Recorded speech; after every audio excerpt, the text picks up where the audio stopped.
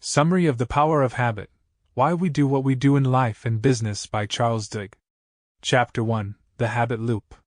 The first chapter of The Power of Habit by Charles Duhigg delves into the anatomy of habits, exploring how they are formed and maintained through a simple but powerful process called the habit loop. This loop comprises three essential components: the cue, the routine, and the reward. Duhigg introduces these concepts through the compelling story of Eugene Pauly, a man who lost his memory but whose life was still governed by habits. Eugene Pauly, referred to as EP in medical literature, became a key figure in the study of habits after suffering from viral encephalitis, a disease that destroyed significant portions of his brain, including areas crucial for memory formation. Despite his inability to remember new information or recognize familiar faces, Eugene was still able to carry out complex tasks and routines, such as finding his way home after a walk or preparing meals. Eugene's condition baffled researchers because it challenged the conventional understanding of memory and behavior.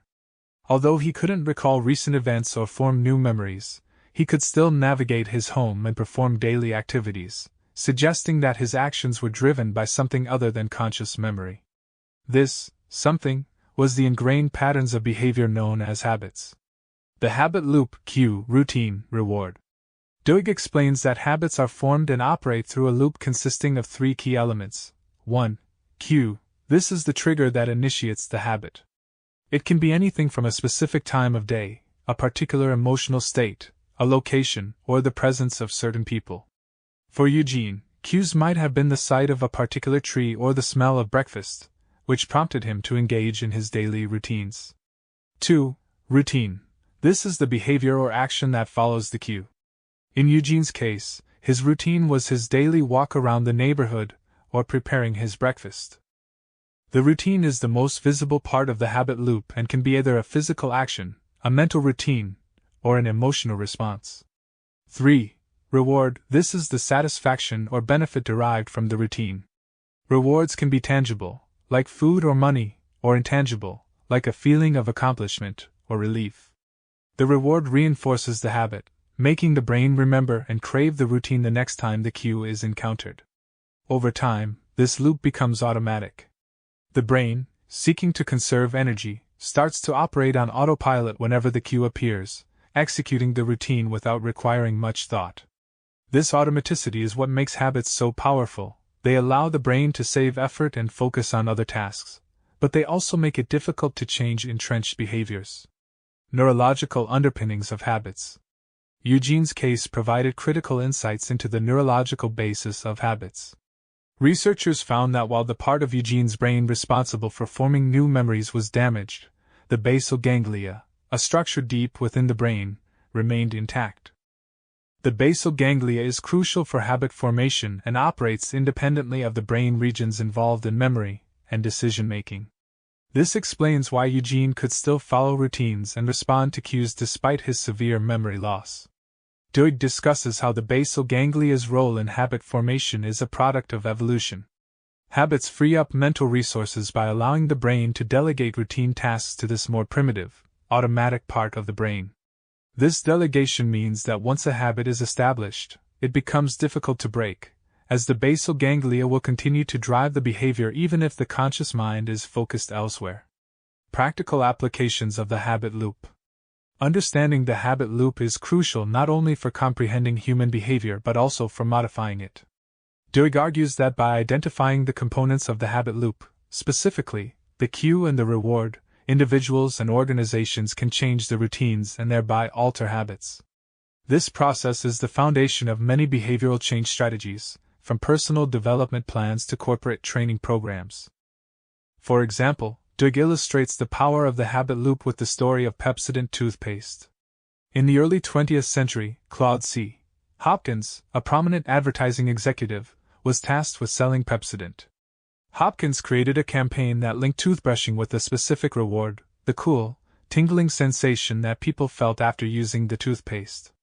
This sensation became the reward that encouraged millions of people to brush their teeth daily, a habit that was previously uncommon. The campaign was so successful that it not only made Pepsodent a household name, but also established toothbrushing as a routine part of American life. The habit loop's broader implications. The implications of the habit loop extend far beyond individual behavior. Duhigg explains that understanding and manipulating this loop can lead to significant changes in organizational behavior and even societal norms. For instance, companies use the habit loop to influence consumer behavior, while social movements leverage it to foster collective action. Chapter 2: The Craving Brain: How to Create New Habits. Chapter 2 delves into how cravings are central to the formation and sustainability of habits. Charles Duhigg illustrates this concept by examining the success of Pepsodent toothpaste and the role cravings played in the product's widespread adoption. The chapter expands on the habit loop introduced earlier, focusing specifically on the reward component and how it creates cravings that drive repetitive behavior. The birth of a national habit, Pepsodent. In the early 1900s, toothbrushing was not a widespread habit in America. However, Claude C. Hopkins, an advertising executive, was tasked with promoting Pepsodent toothpaste. Hopkins created an advertising campaign that emphasized the product's ability to remove the film on teeth, a term he used to describe the natural mucus layer that forms over the teeth. The campaign promised a cool, tingling sensation as a reward for using Pepsodent, which would lead to a more beautiful smile. This tingling sensation was crucial.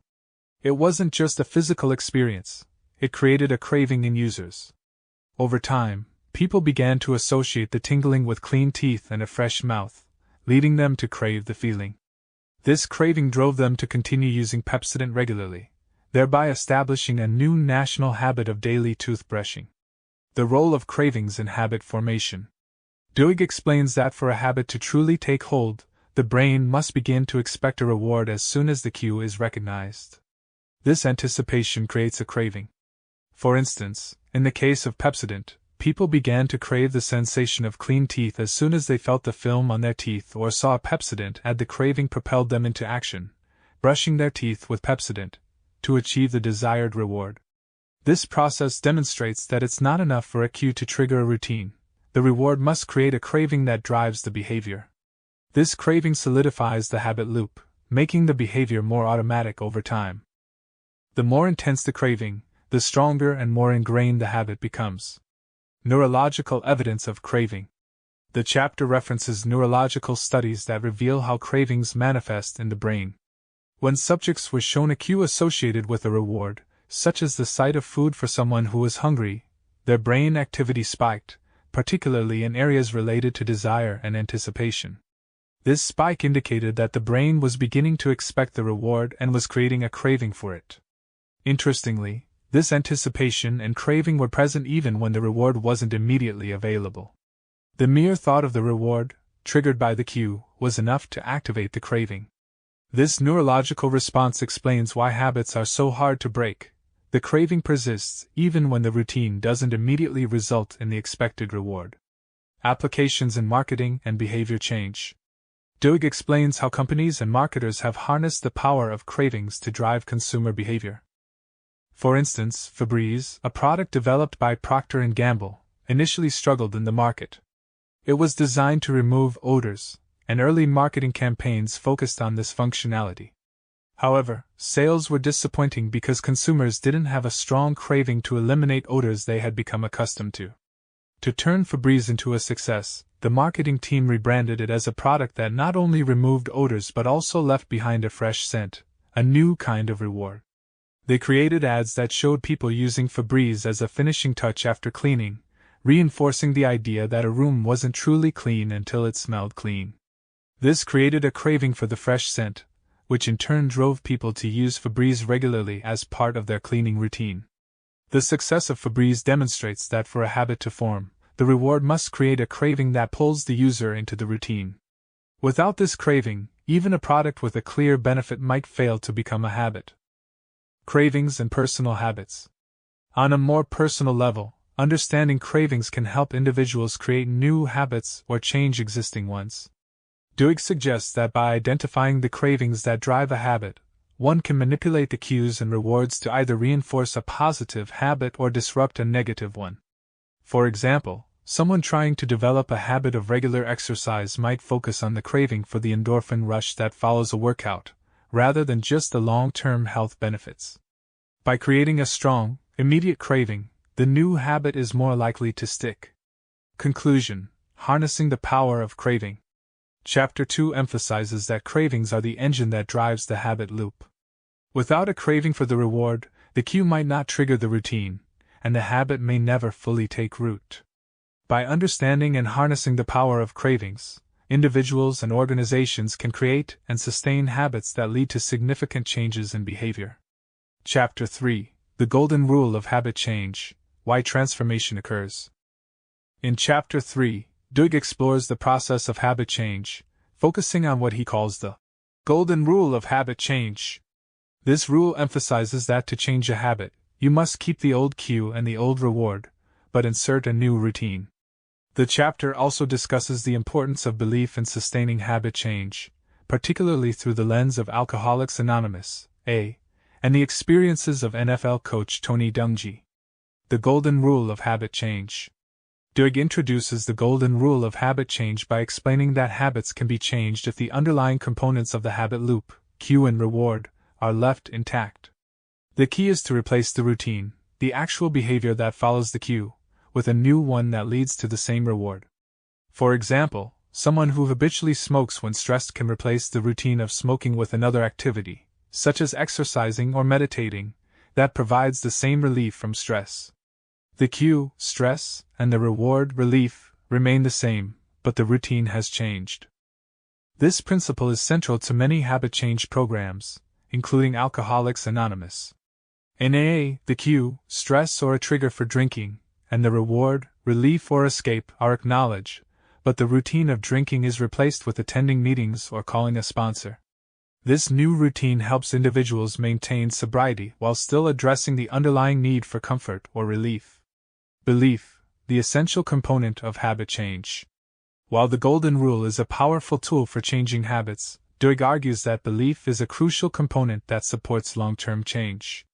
Without belief, individuals may struggle to maintain new routines, particularly in the face of stress or setbacks. Duhigg illustrates this concept through the story of Tony Dungy, a coach in the NFL who transformed his teams by focusing on habits. Dungy believed that by instilling the right habits in his players, they could react automatically in high-pressure situations, reducing the need for complex decision-making during games. Dungy's approach was to simplify his team's playbook, emphasizing a few key strategies and drilling them until they became second nature. This approach paid off, with his teams achieving remarkable success. However, the turning point came when his players truly believed in the system. Belief, Dungy argues, was what allowed them to maintain their discipline and execute their habits even under intense pressure. Similarly, in Alcoholics Anonymous, the belief in a higher power or the group's collective strength is often what helps individuals maintain their sobriety. This belief provides the emotional support and motivation needed to stick with the new routine, even when the urge to revert to old habits is strong. The power of group support. Another key aspect of habit change discussed in this chapter is the power of group support. Duhigg explains that being part of a group with shared goals and experiences can reinforce belief and provide the necessary encouragement to sustain new habits. In the case of Alcoholics Anonymous, the sense of community and shared struggle is vital. Members support each other through their successes and setbacks, helping to reinforce the belief that change is possible. This communal support acts as a buffer against the challenges of maintaining new routines. Dungy's teams also benefited from group support. The players' shared belief in Dungy's system and their commitment to each other helped them perform consistently and achieve their goals. This collective belief was instrumental in creating a culture of winning, where habits of discipline and focus became ingrained in the team's identity. Practical applications of the Golden Rule. Duhigg suggests that anyone can apply the Golden Rule of habit change to their own lives. By identifying the cues and rewards that drive their habits, individuals can experiment with different routines until they find one that satisfies the same craving. For example, someone trying to break the habit of eating junk food might notice that the cue is boredom and the reward is a sense of pleasure. By replacing the routine of snacking with another activity that provides pleasure, such as reading or going for a walk, the habit can be changed while still satisfying the underlying craving. Belief, whether in oneself, in the process, or in a support system, is essential for making this change stick. Without belief, the new routine may not be sustained, and the old habit is likely to resurface. The chapter concludes with the idea that habit change is not just about willpower or determination. It's about understanding the habit loop, finding the right replacement routines, and most importantly, cultivating the belief that change is possible. Chapter 4, Keystone Habits, or the Ballad of Paul O'Neill. In Chapter 4, Duhigg introduces the concept of keystone habits, which are habits that can spark widespread change across various aspects of life. These habits create a ripple effect, leading to the development of other positive habits.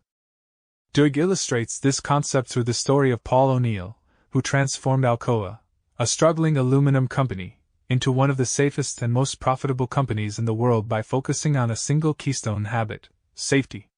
Paul O'Neill's vision for Alcoa. When Paul O'Neill took over as CEO of Alcoa in 1987, the company was in trouble. It was facing declining profits, low morale, and labor disputes. However, instead of focusing on traditional business metrics like profitability or market share, O'Neill made workplace safety his top priority. O'Neill believed that by focusing on safety, he could change the culture of the company. He reasoned that if Alcoa's employees could develop habits around safety, these habits would spread to other areas, leading to improvements in efficiency, productivity, and overall performance. O'Neill's approach was met with skepticism. Investors were initially concerned that his focus on safety would distract from profitability. However, O'Neill was steadfast in his belief that safety was the key to turning the company around. He implemented strict safety protocols, encouraged open communication about safety issues, and made it clear that any injury was unacceptable. The impact of keystone habits. As O'Neill predicted, the focus on safety led to significant improvements in other areas of the business. Employees who were encouraged to speak up about safety concerns also began to take more initiative in other aspects of their work. The emphasis on safety fostered a culture of accountability and continuous improvement. As a result, Alcoa's operations became more efficient, and the company's financial performance improved dramatically. Within a year, Alcoa's profits hit record levels, and its stock price soared. The company became a model of operational excellence, and O'Neill's leadership was widely praised. The success of O'Neill's strategy highlights the power of keystone habits. By identifying and nurturing a single, strategic habit, it's possible to create a cascade of positive changes that can transform an entire organization. The science behind keystone habits. Duhigg explains that keystone habits work because they provide small wins that accumulate over time. These small wins build momentum and create a sense of accomplishment, which motivates further change. Keystone habits also have the power to reshape how people see themselves and their roles within an organization. For example, at Alcoa, the emphasis on safety led employees to see themselves as integral to the company's success. This shift in self-perception encouraged them to take ownership of their work and strive for excellence in all areas, not just safety. Keystone habits also help to create a culture of change. Once people see that change is possible in one area, they become more open to change in other areas. This openness is crucial for sustaining long-term improvements and adapting to new challenges. Practical applications of keystone habits. Duhigg suggests that identifying and cultivating keystone habits can lead to significant personal and professional growth. For individuals, keystone habits might include regular exercise, maintaining a daily routine, or practicing mindfulness. These habits can lead to improvements in health, productivity, and well-being. In organizations, keystone habits might include a focus on customer service, continuous learning, or innovation.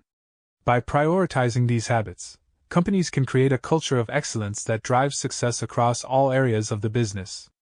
The key to leveraging keystone habits is to identify the habits that have the most potential to create positive change and to focus on consistently reinforcing them. Over time, these habits will become ingrained and will lead to a broader transformation. Chapter 4 concludes with the idea that keystone habits are powerful tools for achieving significant change. By focusing on a single habit that has the potential to influence other areas, individuals and organizations can create a ripple effect that leads to widespread improvement. Paul O'Neill's success at Alcoa is a testament to the power of keystone habits.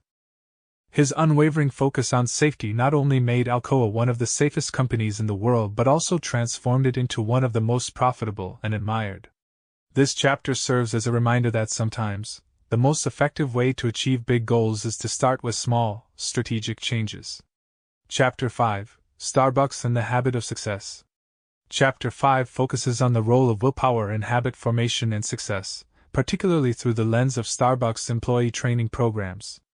Charles Duhigg explores how willpower, often described as the most important habit, can be trained and strengthened just like a muscle. This chapter also examines how organizations can help individuals develop the willpower needed to succeed, using Starbucks as a case study.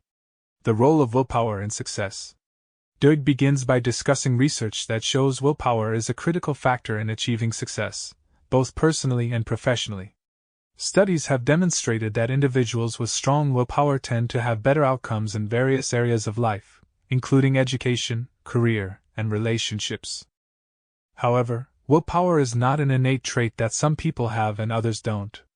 Instead, it can be developed and reinforced over time through practice and the establishment of habits.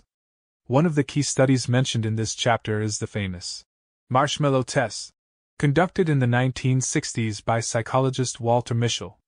In this experiment, children were given the choice between eating one marshmallow immediately or waiting 15 minutes to receive 2 marshmallows. The study found that children who were able to delay gratification and wait for the second marshmallow generally had better life outcomes, such as higher SAT scores and better social skills, compared to those who ate the marshmallow right away. This experiment highlighted the importance of willpower and long-term success. Starbucks and the development of willpower. Starbucks provides a compelling example of how organizations can cultivate willpower in their employees to improve performance and customer service. Duhigg explains that Starbucks' success is not only due to its coffee but also to its investment in its employees, particularly in helping them develop the willpower and skills needed to handle difficult situations. Starbucks realized that many of its employees, known as partners, often face challenging situations, such as dealing with angry customers or managing the stress of a busy shift. To help partners handle these situations effectively, Starbucks implemented extensive training programs that focused on building willpower and self-discipline. One of the key components of this training was the latte method, an acronym that stands for listen to the customer, acknowledge their complaint, take action by solving the problem, thank them, explain why the issue occurred. The latte method provided partners with a structured approach to handling customer complaints, reducing the stress associated with these interactions, and helping them maintain self-control in difficult situations. By practicing these routines, partners strengthened their willpower and became more adept at managing their emotions and reactions, leading to better customer service and job satisfaction. The science of willpower. Duhigg also delves into the neuroscience of willpower, explaining how it operates in the brain. Willpower is primarily governed by the prefrontal cortex, the part of the brain responsible for decision-making, social behavior, and impulse control. Like a muscle, the prefrontal cortex can become fatigued when overused, leading to decreased willpower and increased susceptibility to temptation. This concept is known as ego depletion. However, just as muscles can be strengthened through exercise, so too can willpower. Regularly practicing self-control and establishing habits that reinforce willpower can make it easier to resist temptations and stick to long-term goals. For instance, by consistently using the latte method, Starbucks partners built the habit of staying calm and composed during stressful situations, which in turn strengthened their overall willpower. The impact of willpower on organizational success. Duhigg argues that willpower is not only important for individual success but also for organizational success. Companies like Starbucks that invest in training programs designed to enhance employees' willpower often see significant improvements in performance and customer satisfaction. These companies create a culture where self-discipline and resilience are valued, leading to a more motivated and effective workforce. Furthermore, by helping employees develop willpower, organizations can reduce turnover and improve employee retention. Employees who feel equipped to handle challenging situations are more likely to stay with the company and contribute to its success. This investment in employee development pays off in the long run, as it leads to a more stable and capable workforce. Practical applications of willpower training. Duhigg provides several practical tips for individuals looking to strengthen their willpower. One effective strategy is to establish clear routines and habits that support self-discipline. For example, if someone wants to improve their diet, they might create a habit of planning meals in advance and avoiding situations where unhealthy foods are readily available. By reducing the need for moment-to-moment decision-making, these routines help conserve willpower and make it easier to stick to long-term goals. Another strategy is to focus on small wins. Just as Keystone Habits can lead to broader changes, small victories in willpower can build momentum and lead to larger successes. For instance, successfully resisting a minor temptation can boost confidence and make it easier to resist more significant temptations in the future. Chapter 5 concludes with the idea that willpower itself is a habit that can be cultivated through practice and routine. By understanding how willpower works and taking steps to strengthen it, individuals and organizations can achieve greater success. Starbucks serves as a prime example of how investing in willpower training can lead to significant improvements in both employee performance and overall business outcomes. Chapter 6: The Power of a Crisis: How Leaders Create Habits Through Accident and Design. Chapter 6 explores how crises can serve as powerful catalysts for organizational change. Charles Duhigg argues that while crises are often seen as negative events, they also present opportunities for leaders to reshape organizational habits and implement significant changes. This chapter examines how leaders can use crises to create new habits and improve organizational performance, with examples from various industries, including hospitals and NASA. Duhigg begins by discussing the concept of organizational habits, the routines and processes that define how work gets done within a company. These habits are often deeply ingrained and resistant to change, even when they are no longer effective. However, crises can disrupt these habits, forcing organizations to rethink their routines and adopt new practices. Crises create a sense of urgency that can override the inertia of existing habits. When faced with a crisis, organizations are more willing to experiment with new approaches and take risks that they might otherwise avoid. This openness to change can lead to the development of new, more effective habits that improve performance and resilience. Case study: Rhode Island Hospital. One of the key examples Duhigg uses to illustrate the power of crisis in changing organizational habits is the case of Rhode Island Hospital. In the early 2000s, the hospital experienced a series of high-profile medical errors, including several cases where surgeons operated on the wrong part of a patient's body. These incidents led to public outcry, lawsuits, and a severe loss of trust in the hospital's ability to provide safe care. The crisis forced Rhode Island Hospital to confront its deeply ingrained habits, particularly the hierarchical culture that discouraged nurses from speaking up when they noticed potential errors. To address these issues, the hospital implemented new procedures that encouraged open communication and teamwork. For example, nurses were given the authority to stop surgeries if they noticed something was wrong, and regular briefings were introduced to ensure that all team members were on the same page. These changes, driven by the urgency of the crisis, led to a significant improvement in patient safety and a transformation in the hospital's culture. The crisis had exposed the flaws in the hospital's existing habits, creating an opportunity for leaders to implement new practices that ultimately made the organization stronger. The power of crisis in other industries. Duhigg also examines how crises have led to habit changes in other industries, such as the airline industry and NASA. After the 1977 Tenerife airport disaster, where two Boeing 747 planes collided on a runway, killing 583 people, the aviation industry underwent a comprehensive review of its safety protocols. This crisis led to the development of Crew Resource Management, CRM, a new approach to training pilots and crew members that emphasized communication, teamwork, and decision-making. CRM has since become a standard practice in the industry, and is credited with significantly improving aviation safety. Similarly, the 1986 Space Shuttle Challenger disaster prompted NASA to reevaluate its organizational habits. The investigation revealed that the disaster was partly due to a culture of complacency and poor communication within NASA. In response, the agency implemented changes to improve communication, decision-making, and accountability. These new habits help prevent similar disasters in the future and contributed to a culture of continuous improvement at NASA. Creating new habits through design.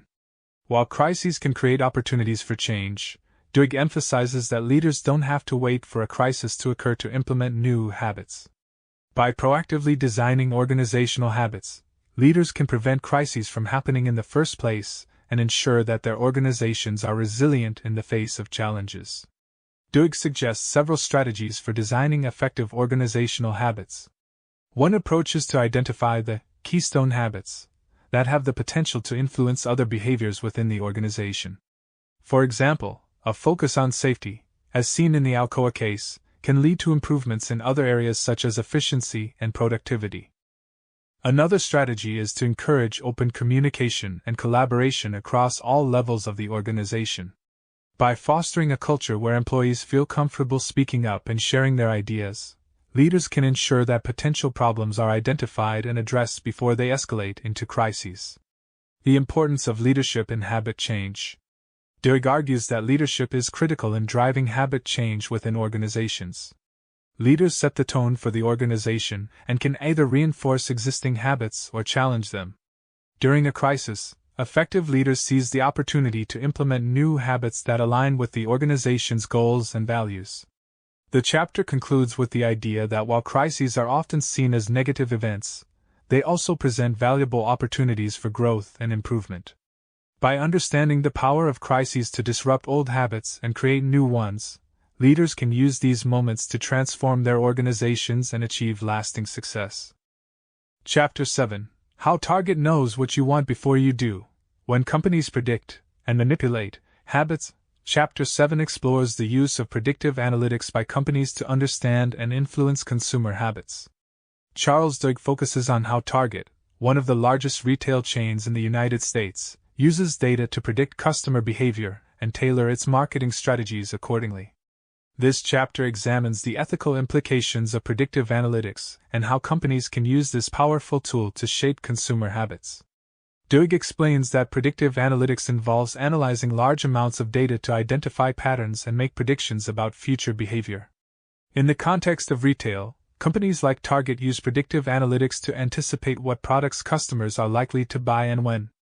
This allows them to send targeted advertisements and promotions to specific customers, increasing the likelihood of a sale.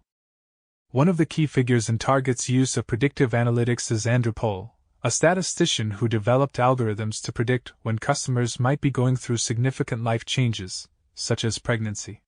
Life changes are important because they often lead to changes in purchasing behavior. For example, a woman who is pregnant is likely to start buying baby-related products, and if a retailer can identify this change early, they can target her with relevant promotions before she starts shopping elsewhere. The Pregnancy Prediction Model. Duhigg details how Target's predictive analytics team developed a pregnancy prediction model that could identify women who were likely to be pregnant based on their shopping habits. The model analyzed purchasing data, such as the types of products customers were buying and the frequency of their purchases, to determine whether a customer was likely expecting a baby.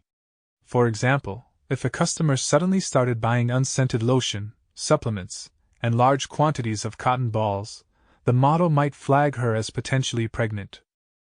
Target would then send her coupons for baby-related products, such as diapers and cribs, in the hope of establishing a shopping habit that would continue after the baby was born. This strategy was highly effective, and Target was able to increase its sales by accurately predicting when customers were going through life changes. However, it also raised ethical concerns about privacy and the potential for manipulation. Ethical implications of predictive analytics. The use of predictive analytics by companies like Target raises important ethical questions about privacy and the extent to which companies should be allowed to collect and use customer data.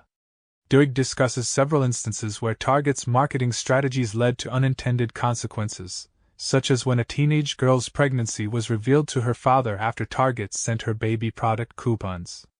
This incident highlights the potential for predictive analytics to invade customers' privacy and cause harm if not used carefully. Duhigg argues that companies need to be transparent about their data collection practices and ensure that they are respecting customers' privacy. At the same time, Consumers should be aware of how their data is being used and have the ability to opt out of certain types of data collection. The power of habit in consumer behavior. Duhigg explains that predictive analytics is so effective because it taps into the power of habit in consumer behavior. Once a habit is established, it becomes difficult to change, and companies that can identify and influence these habits can build long-term relationships with their customers. For example, by sending targeted promotions at the right time, Target was able to create shopping habits that kept customers coming back. These habits were reinforced by the convenience of receiving relevant offers and discounts, making it more likely that customers would continue to shop at Target for their needs. Chapter 7 concludes with a discussion of the future of predictive analytics and its potential impact on society. As technology continues to advance, companies will have even more sophisticated tools for analyzing and predicting consumer behavior. This could lead to more personalized and convenient shopping experiences, but it also raises concerns about the potential for manipulation and the erosion of privacy. Duhigg suggests that as predictive analytics becomes more prevalent, it will be important for companies to strike a balance between using data to improve customer experiences and respecting their privacy. By being transparent and ethical in their use of data, companies can build trust with their customers and use predictive analytics in a way that benefits both the business and the consumer. Chapter 8: Saddleback Church and the Montgomery Bus Boycott: How Movements Happen. Chapter 8 explores the dynamics of social movements, focusing on how they emerge and sustain themselves. Charles Duhigg uses two historical examples, the growth of Saddleback Church and the Montgomery Bus Boycott, to illustrate how movements are built on the foundation of social habits. The chapter demonstrates that successful movements often follow a three-part process: the emergence of a shared belief, the growth of social habits, and the establishment of new social norms. The growth of Saddleback Church. Duhigg begins by examining the rise of Saddleback Church, one of the largest and most influential megachurches in the United States. Founded by Rick Warren in 1980, Saddleback started as a small Bible study group but quickly grew into a massive congregation with thousands of members. The church's success can be attributed to Warren's understanding of social habits and his ability to create a sense of community among his followers. Warren focused on creating small, tightly knit groups within the larger church. These groups, known as small groups, became the core of Saddleback's community structure. Members of small groups would meet regularly, support each other, and reinforce the church's teachings. These gatherings fostered strong social bonds and created a network of relationships that helped sustain the church's growth. Warren also emphasized the importance of clear and consistent messaging. He developed a series of sermons and classes that reinforced the church's core beliefs and encouraged members to adopt specific habits, such as daily prayer and regular attendance at church services. By consistently promoting these habits, Warren was able to instill a sense of discipline and commitment in his congregation. The Montgomery Bus Boycott, a case study in social change. The chapter then shifts to the Montgomery Bus Boycott, one of the pivotal events of the civil rights movement. The boycott began in 1955 after Rosa Parks was arrested for refusing to give up her seat on a segregated bus. What started as a local protest quickly grew into a national movement, leading to the desegregation of public transportation in the United States. Duhigg explains that the success of the Montgomery Bus Boycott was largely due to the social habits that had been established within the African American community. Churches played a central role in organizing the boycott, serving as meeting places and hubs of communication. These churches had long been centers of social life, and their leaders, including Dr. Martin Luther King Jr., were able to leverage these existing networks to mobilize the community. The boycott followed the three-part process that Duhigg outlines for successful social movements. 1. Emergence of a shared belief. The African American community in Montgomery shared a common belief in the injustice of segregation. This belief provided the moral foundation for the boycott and united people around a common cause. 2. Growth of social habits. The boycott was sustained by the social habits that were already in place within the community. People were accustomed to attending church services and participating in social gatherings, which made it easier to organize mass meetings and disseminate information. 3. Establishment of new social norms. Over the course of the boycott, new social norms began to emerge. Carpooling became a common practice, and walking long distances to avoid using buses was seen as a badge of honor. These new behaviors reinforced the community's commitment to the cause and helped sustain the movement over time. The role of social habits and movements. Duhigg argues that social habits are crucial to the success of any movement. These habits create a sense of identity and belonging among participants, making it easier to mobilize large groups of people. In both Saddleback Church and the Montgomery bus boycott, leaders were able to tap into existing social habits and build upon them to create powerful movements. The chapter also highlights the importance of weak ties in spreading social movements. Weak ties refer to the connections between acquaintances or people who are not part of a close-knit group. These ties are important because they help spread information and ideas beyond the core group of committed activists. In the case of the Montgomery bus boycott, weak ties played a crucial role in spreading the news of the boycott to other cities and mobilizing support from outside the immediate community. Chapter 8 concludes by emphasizing that social movements are not just the result of charismatic leaders or spontaneous uprisings. They are built on the foundation of social habits, which create the conditions for sustained collective action. By understanding and leveraging these habits, leaders can create movements that have a lasting impact on society. Chapter 9. The Neurology of Free Will. Are we responsible for our habits? In the final chapter of the book, Duhigg tackles the complex issue of free will and responsibility in the context of habits.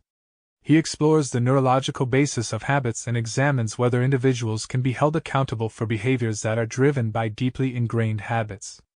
Through the stories of individuals like Angie Bachman and the case of Brian Thomas, Duhigg raises important questions about the nature of free will and the extent to which we control our actions. The case of Angie Bachman, habit and addiction. Angie Bachman's story serves as a central case study in this chapter. Bachman was a housewife who developed a gambling addiction after discovering the excitement of slot machines. Over time, her gambling habit spiraled out of control, leading her to lose hundreds of thousands of dollars and ultimately her family's savings. Bachman's addiction became so severe that she felt unable to stop, even as she recognized the devastating consequences of her behavior. Duhigg explains that Bachman's gambling habit was driven by powerful neurological forces. The cues, routines, and rewards associated with gambling had become deeply ingrained in her brain, making it extremely difficult for her to break the cycle. Neuroscientists have found that habits, once formed, create neurological cravings that can overpower an individual's conscious decision-making processes. In Bachman's case, the craving for the thrill of gambling was so strong that it overrode her rational understanding of the risks. This raises the question of whether Bachman could be held responsible for her actions. On the one hand, she made the initial choice to gamble and continued to do so even as her losses mounted. On the other hand, the neurological basis of her addiction suggests that her ability to exercise free will was severely compromised by her habits. The case of Brian Thomas, sleepwalking and criminal responsibility. The chapter also discusses the case of Brian Thomas, a man who killed his wife while sleepwalking. Thomas had no memory of the incident, and was later acquitted of all charges after the court accepted that he was not conscious at the time of the crime. Thomas's case highlights the complexity of assigning responsibility for actions that are driven by unconscious habits. Duhigg uses these examples to explore the broader question of how much control we have over our habits. While habits are essential for efficient functioning in daily life, they can also lead to behaviors that are difficult to control or change. The line between conscious choice and automatic behavior is often blurred, making it challenging to determine where responsibility lies. The neuroscience of habit and free will. Duhigg delves into the neuroscience of habits, explaining how the brain's structure and function influence behavior. The basal ganglia, a part of the brain involved in habit formation, operates largely outside of conscious awareness. Once a habit is established, the basal ganglia can trigger the behavior automatically, without input from the conscious mind. This automaticity is what makes habits so powerful and potentially dangerous. While the conscious mind may set goals or make decisions, the basal ganglia can override these intentions if a habit is strong enough. This raises important questions about free will. If our actions are driven by unconscious habits, to what extent are we truly in control of our behavior? Duhigg suggests that while habits can be difficult to change, they are not immutable. The same neurological processes that create habits can also be used to reshape them.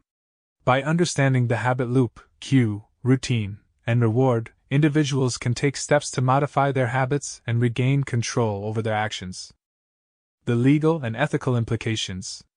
The chapter concludes with a discussion of the legal and ethical implications of habits and free will. Courts have grappled with how to assign responsibility in cases where habits or unconscious behaviors are involved.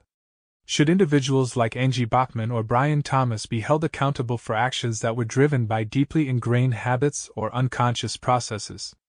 Duhigg argues that while it is important to recognize the power of habits, it is also crucial to hold individuals accountable for their actions.